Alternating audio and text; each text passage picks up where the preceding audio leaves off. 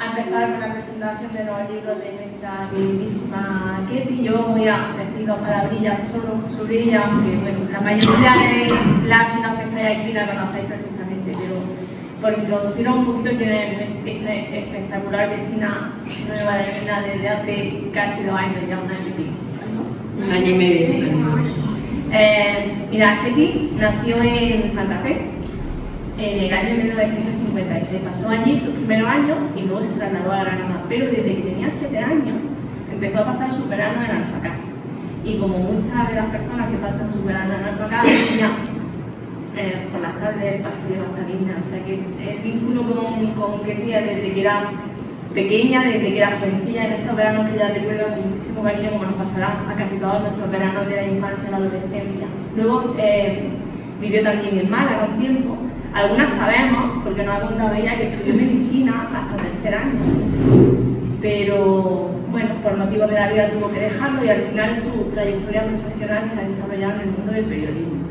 Empezó en la cadena SER, en el puerto de Santa María, luego estuvo también en la cadena SER en Málaga y aprobó unas oposiciones en el 89 de Radio Televisión Española. Desde entonces pues estuvo 25 años trabajando en los servicios informativos de Canal Sur Radio en Cádiz, hasta el año 2013, cuando ya dejó esa labor periodística y se dedicó más a su tarea literaria y se volvió a estos montes de los que tan buen recuerdo tenía. Y desde hace 1 año y medio pues la tenemos en Vila. Antes estuvo viviendo en Viva, pero ahora tenemos la suerte de tenerla en Vila. Es importante decir, por ejemplo, que tiene uno de los premios más importantes de periodismo en Andalucía, el 28 de febrero, por un reportaje que hizo sobre el 4 de diciembre, se llama 4D, la verdadera historia. Fue premiado en el 2003 y aparte de los 2 libros que va a presentar hoy, La mirada infinita y La fuente de las lágrimas, pues tiene también 2 libros de viajes de Cuba. Me voy para Cuba y viviendo en Cuba, porque no lo hemos dicho, pero también ha vivido en Cuba y Cuba también es una tierra importantísima para ella. Yo te quiero dar las gracias por presentarnos parte de tu obra, por todo lo que has venido a aportar, Ketty y Armando. Los dos son personas que no vienen a un sitio porque necesiten una casa en la que dormir. Han venido a este pueblo a formar parte del pueblo desde el principio, a implicarse en todo lo que han podido, a comprometerse con este pueblo y eso siempre es de agradecer. Así que muchísimas gracias. Muchísimas gracias a vosotros. Cuando luego terminemos y Ketty firme los libros y este montaje de charla con ella, nos vamos a tomar, si os parece, una cervecita antes de irnos al concierto de Carmencita. No vaya a ser que nos quede media hora libre. Y no, eso no va a pasar. No puede ser. Y ya charlamos de manera más distendida con ella, como queráis, ¿vale? Así que yo os dejo un poquito.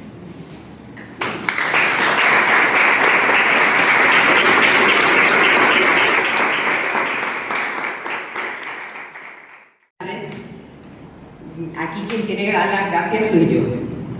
Tengo que daros las gracias a todos los que estáis aquí, pero sobre todo tengo que darle las gracias al Ayuntamiento, a María, a Peaso Alcalde, que nunca mejor dicho lo de Peaso, a Ana, a todo el equipo de gobierno del Ayuntamiento por brindarme esta oportunidad y sobre todo por el trabajo y la labor que realizan. Vizner es arte, es cultura, es solidaridad, es integración, es igualdad, es diversidad, es respeto y eso en un pueblo tan pequeño que hace un esfuerzo por todos esos valores es importantísimo. Y yo estoy súper honrada de que me hayan dado esta oportunidad en este pueblo, de que me hayan acogido, de colaborar, de aportar mi granito de arena para todas esas labores que desarrolla este ayuntamiento, con esta gente tan implicada que lo estamos viendo aquí, en todo lo que se hace y en conseguir un pueblo mejor y un mundo mejor. Entonces me siento súper honrada y me siento viznariana casi desde el primer momento. Y bueno, yo venía aquí a hablar de mi libro, en este caso de mi libro. Lo primero que quiero decir, porque ya algunas y algunos de vosotros los habéis leído, es que estas dos obras son obras de ficción, son novelas, no son mi biografía, aunque lo pueda parecer. Yo he intentado, es verdad que están inspiradas en sucesos reales, en personajes reales, y he mezclado la realidad con la ficción. ¿Hasta dónde llega esa realidad y hasta dónde llega la ficción? No lo voy a contar porque no vaya a saber entonces tanto como yo, así que eso lo dejo a vuestra imaginación. La mirada infinita fue mi primera novela. Este señor que está aquí es mi bisabuelo, que se marchó a Cuba a principios del siglo XX y se perdió. Dejó a su familia en Motril, a estos 3 niños que hay aquí, ella es mi abuela, dejó a su mujer y a sus 3 hijos, durante un tiempo estuvo escribiéndoles y mandando dinero, hasta que de repente perdieron el contacto con él y nunca más se supo. Por lo tanto, está inspirada en la historia de mi bisabuelo. Yo he crecido oyendo a mi abuela decir qué sería de mi padre que se fue a Cuba y se perdió. He crecido con esa cantinela. Entonces, cuando se me despertó la pasión por Cuba, pues me empeñé en averiguar qué había pasado con mi bisabuelo, y como no encontré ni rastro de él, por más que lo he buscado para la vida del niño Jesús, que me ha gustado de buscar y no he encontrado nada, pues me lo inventé y creé esta novela, que es La mirada infinita. En cuanto a La fuente de las lágrimas, yo voy a ser cortita porque a mí me gusta más que después interactuemos, o sea que no voy a soltar aquí un pestiño, porque además no voy a hacer spoiler, porque si no, no me voy a comprar los libros. Si no me compro yo el libro, ¿para qué vengo yo aquí? Entonces, La fuente de las lágrimas también está inspirada en un suceso real que ocurrió en Granada en 1954, que fue un crimen pasional en el que se ven implicados un republicano y un falangista. Entonces, os podéis imaginar, cuando yo me enteré de ese suceso, dije, esto es una novela, ya tengo el culebrón, lo tengo aquí. Así que me puse a hacerlo. Pero gracias a este libro es el culpable de que yo haya vuelto a vivir a estos montes. Porque cuando me decidí a escribirlo, estuve indagando, investigando, recreando los paisajes en los que yo imaginé que se había desarrollado la acción de estos personajes, y me entró tan nostalgia que dije, ¿y por qué no me voy a ir a vivir otra vez allí? ¿Por qué no? Y desde luego a ella, a esta novela, le tengo que agradecer que hoy esté aquí con vosotros. Así es que yo, para que veáis que es verdad que está inspirada en personajes reales, uno de esos personajes de La mirada infinita, en los que persona en la que yo me inspiré para crear un personaje, es mi amigo Benito, que está aquí presente, que fue periodista, antropólogo y es escritor también. Y vamos a leer un trocito aquí a la limón, si me permiten, para ponernos los dientes largos y que así os escuchéis más para pensar. Toma, este señalado. El pedazo fantasmagórico. Sí, ahí donde tiene la B. La B. No tengo la B. Donde tiene la B, ¿lo ve o no lo ve? Échate. Buenas noches, todo el mundo. Me ha tocado. Andrea le contó también lo del muerto, que según la santera andaba rondándola. Benito contestó con su habitual ironía. A lo mejor el momento ando buscando una yuma con la que conseguir visa para España. Andrea terminó riéndose a carcajadas con las ocurrencias de su amigo. La noche siguiente Benito fue de nuevo a verla, pero cuando Andrea se disponía a hacer café, la cafetera estalló como si fuera un artefacto explosivo, dándoles un susto de muerte a los dos. Como era habitual, Benito tuvo una explicación cómica para el incidente. No hay que preocuparse. Este es el muerto que anda detrás tuyo, que como ayer nos pasamos hasta las 2 de la mañana tomando café y hablando, ha dicho, ¿qué va? Hoy estos no toman café. A ver si el mulato se va pronto para el carajo y me deja sola con la yuma.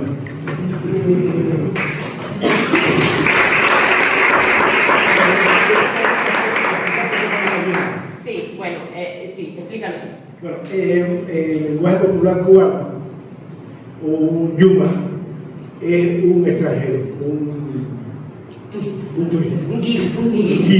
Un yuma es un guiri, y en la situación cubana de hace algunos años hay muchos algunos pueblos que tratan de establecer relaciones con los guiris para conseguir una visa. Entonces, este muerto era medio obstruido. Estaba buscando un alma. Y ahora voy a leer un trozo de La fuente de las lágrimas. Sí, Vicente, tráemelo, que no se pudra como un perro abandonado al que nadie quiere. Tráemelo para que lave su cuerpo y lo amortaje con su traje de lino blanco, el que le compré para su cumpleaños.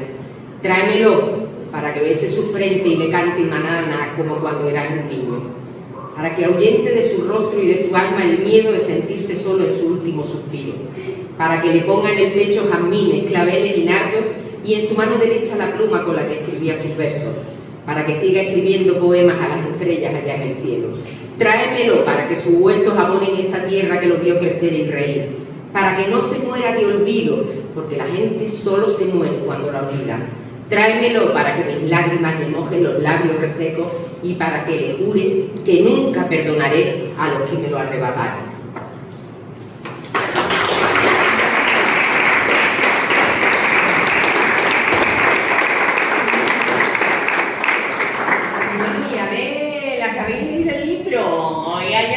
Por ahí algunos libros o los dos, no sé. A ver, vuestro turno. Preguntas, reflexiones, críticas. Vete pa'l carajo. Todo está permitido. Nada, adiós. Vamos a terminar prontísimo hoy. Sí. Son muy buenos los libros. Yo los compré en tu casa hace 5 años. Y me encantaron. Y los de Yumari los leyeron mis niños, es decir, que eres una autora nuestra de cabecera y hemos disfrutado mucho. Es verdad que son dos libros, dos novelas como muy asequibles, pero hechas también con mucha maestría. Yo no encuentro, creo que son dos historias muy bien argumentadas y muy bien contadas. Y no sabría decir cuál de ellos me gustó más. La verdad es que me gustaron los dos mucho y me entretuvieron.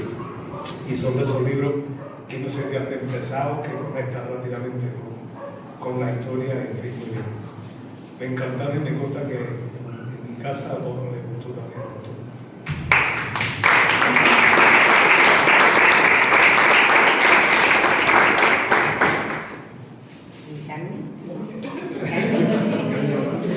La fuente de las lágrimas, el otro de Camelia es un libro todavía, pero el de la fuente de las lágrimas me ha encantado porque habla de muchos sitios muy conocidos y muy cercanos a mí y como que me enganchaba cada vez más quería saber más y más sabía poco, pero muy interesante, muy asequible, muy fácil de leer y chulísimo.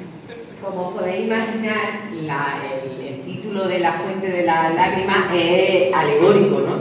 Porque por una parte hace alusión a la fuente que todos conocemos y que tanto queremos, que es la que le da título a la novela, su relación con algunos de los personajes que huyen por estos montes y el drama que encierra una tierra tan bella, con tanto encanto, que sea una tierra bañada con la sangre de tantos inocentes, pues sin duda es las lágrimas que se han derramado y la sangre que se ha derramado de esta tierra, pues es la que le da también título a la obra. Vicky.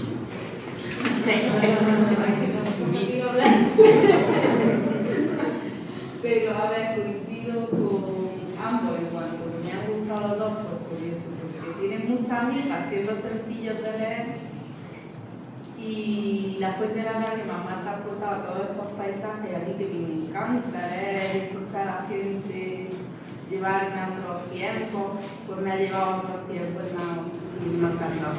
Y la vida de escrita también me gusta porque yo tuve una pequeña visita a Cuba y también me gusta mucho como transportarme otra vez a alguien que la conoce más profundamente. Y hay una descripción que me gusta un montón, que no me acuerdo qué personaje del libro, como que habla de lo que le gusta de Cuba. Y coincido mucho en lo que en mi breve contacto con Cuba, la sensación que me dio de ayuda, de confort, de cercanía, de puertas abiertas, de todo eso, que en un aparato maravilloso lo describe no me acuerdo quién, pues me gustó mucho, me sentí identificada. Y al final de la mirada infinita, pues muy chulo, sin desvelarlo. Di solo si te sorprendió, si te lo esperabas. Ya llegando al final, te lo va un poquito, claro, como es muy breve el final, que no puedo decir nada, pero está muy bien. Está bien. Sí, a ver. Bueno, como historiador y antropólogo, yo encuentro un interés especial en los dos libros, desde el punto de vista de la investigación que hay detrás de cada historia. O sea, sobre todo en la mirada infinita, que también es otra. Detrás hay una investigación histórica, hay una búsqueda de lugares, de significados profundos de los lugares, de las personas y de los hechos, que yo pienso que son una contribución a la historia de la región. Aunque sean libros de ficción, me parecen libros muy, ya hablando desde el punto de vista de algo que me gusta hablar, que es la utilidad de las cosas, que pueden aportar mucho al conocimiento de la región, de su historia y de las personas que la pueblan, y de sus historias personales. Y yo creo que desde ese punto de vista es un libro que, si no en cada casa, en cada biblioteca, en cada institución, debería estar representado, en el sentido de que los ciudadanos tengan acceso a la historia para recuperar su propia identidad. En la necesidad de construir y de recuperar una identidad personal y colectiva, me parece que estos libros pueden ser un aporte bastante interesante. Yo, en torno a eso, me gustaría decir que cuando yo escribo sobre una época determinada, que además yo no he vivido, como es el caso en las dos novelas, pues intento no meter la gata. O sea, no meter la gata en el sentido de no dar datos erróneos, quizás sea una deformación profesional por haber trabajado como reportera, haber trabajado en periodismo. Me gusta ajustarme mucho a la realidad.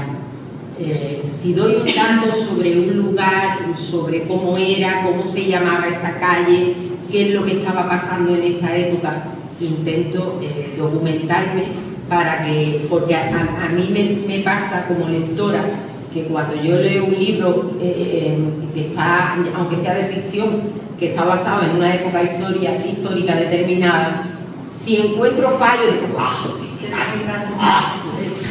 esto no era así, no me gusta, incluso hasta la forma de hablar. Hay un escritor muy famoso y muy, que no voy a decir cuál es, que además a mí me gusta mucho cómo escribe, ¿no? Y que incluso cuando yo empecé a escribir La mirada infinita, yo le pedí, cuando tenía apenas 30 folios escritos, le pedí que me diera su opinión. Al principio me dijo, que va, yo no. Bueno, vale, yo después me moría de vergüenza de lo que manera de pero después me dijo, bueno, déjame tu teléfono. Y a la semana me llamó y me dio un montón de consejos que me sirvieron muchísimo cuando yo volví a leer lo que había escrito. Pero cada vez que me daba un consejo o me rectificaba algo, me decía, pero escribes muy bien. Entonces ya eso me dijo a mí, me lo puse porque yo digo, bueno, pues entonces ya seguí escribiendo. Pero a lo que voy es que ese escritor que a mí me gusta tanto, escribió una novela histórica en la que sus personajes hablaban como se habla hoy en día. Y era del siglo XVIII. Entonces, como que no me habla tú como se habla hoy en día, pues no. Entonces yo eso sí lo procuro siempre que escribo una historia que está basada en hechos, en sucesos, en lugares. Procuro documentarme bastante bien y además es como mejor me lo paso. Me lo paso mejor en esa investigación que incluso escribiendo. Digo que una cosa es escribir ficción y otra cosa es mentir.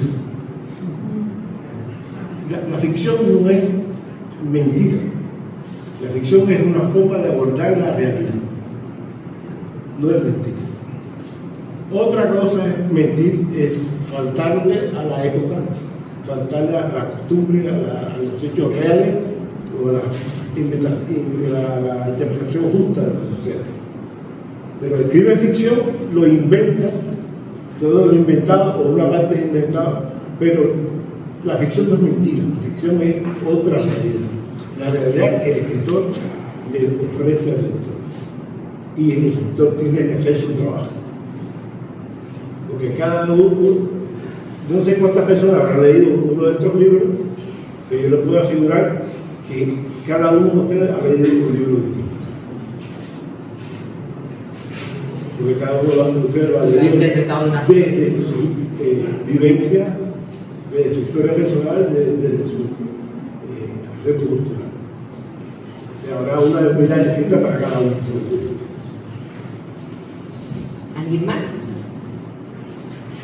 Sí. Di algo, David, que para eso eres mi alcalde. Di algo. Tere, venga, Cristina. Bueno, yo no los he leído todavía, pero voy a leer ya. Pero tengo muchas ganas. ¿Y tienes algo en mente? Bueno, tengo en el cajón de... Esto para después, esto para más adelante, tengo otra novela que está ambientada en el siglo XVIII en el puerto de Santa María, que por aquel entonces era la ciudad de los 100 palacios. Y lo que pasa es que eso tiene mucha trabajera porque volvemos a lo mismo. Tengo que documentarme bien sobre aquella época y bueno, y tengo que checar. Bueno, dependiendo de la acogida que tenga estos libros, ya veré si retomo la otra. Porque si hay que escribir, se escribe, pero escribir para nada, pues no. ¿Sí? Yo que no me los he leído. Los tengo aquí en el bolso. Pero ya... Pero lo has paseado, ya está. Yo he paseado, pero escuchando ya un poquito de lo que has hablado y lo que han dicho las compañeras, pues agradecerte que escribas sobre nuestro territorio, sobre nuestra gente, sobre nuestra historia. Muchas gracias, Ketty. Gracias a vosotros. Mira, yo ya que he hablado una pregunta que me he rondado, pues... Dame de arriba. Salen bastante como lío amoroso y de Santa en los dos. Sí. No sé si esto a lo mejor a ti no sé si es casualidad, si es que te servía como, porque claro, eso siempre es como, ¿no? La salsilla rosa también dentro de todo el mejunjero que tiene consistencia, pues no sé. ¿Y qué es la vida sin los líos amorosos? Hay que tener cuidado con los personajes. ¿Qué es la vida sin esa salsa, no?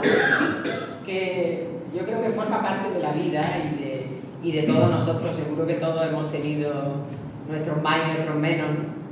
Entonces, es la vida.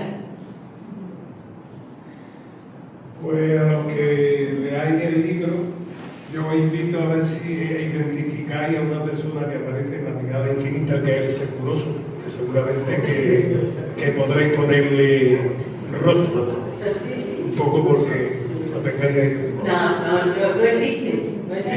Es ficción. Es ficción. ¿Algo más? Gerardo, di algo. Yo como no lo he leído, quisiera, pero me atrae leerlo, me llama la curiosidad me llama y no sé, me parece interesante leerlo, el de Ainara al ver que está desarrollado en la zona y además en una fecha, que un año en el que nací yo, pues no se me ha picado mal la curiosidad. Y me parece súper duro que haya escrito sobre la forma y más por esa fecha. Bueno, quería comentaros también que el hecho de volver a editarlo, porque estos libros se publicaron hace ya algunos años. El de La mirada infinita, como era mi primera novela, pues hubo una editorial que me ofreció un contrato leonino absolutamente por 25 años y vamos, que me explotaron. Y tuvo mucho éxito en su momento, pero esa editorial pues ni me pagaba me pagaban una miseria, empezando por eso, pero además de que me pagaban una miseria, pues no me mandaban ni las liquidaciones, ni cuánto has vendido, ni nada. Hasta que el año pasado intentaba yo ponerme en contacto con ellos para que efectivamente me dijeran qué pasaba. Y me dicen, no, si es que la editorial ha cerrado. Digo, anda, qué bien. ¿Y qué pasa con los ejemplares que quedaban? Si es que no, es que eso por ley se destruye.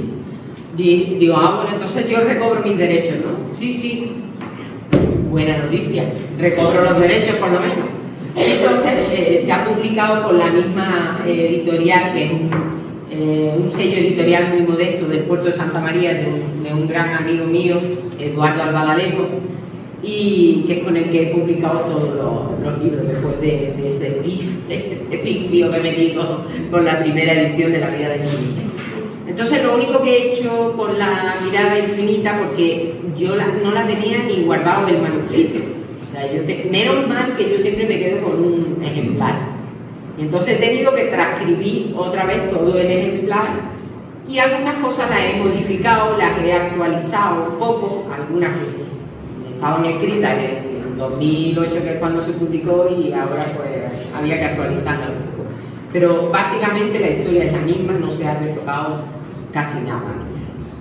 Y por eso es por lo que se está presentando ahora aquí, porque aprovechando que el Pisuerga pasa por, o el Arihuanamo pasa por San Antonio de los Baños, pues por eso ha sido. Y amablemente, cuando se lo dije a María, me dijo, sí, por supuesto. Así que aquí estamos. Encantada de estar con vosotros.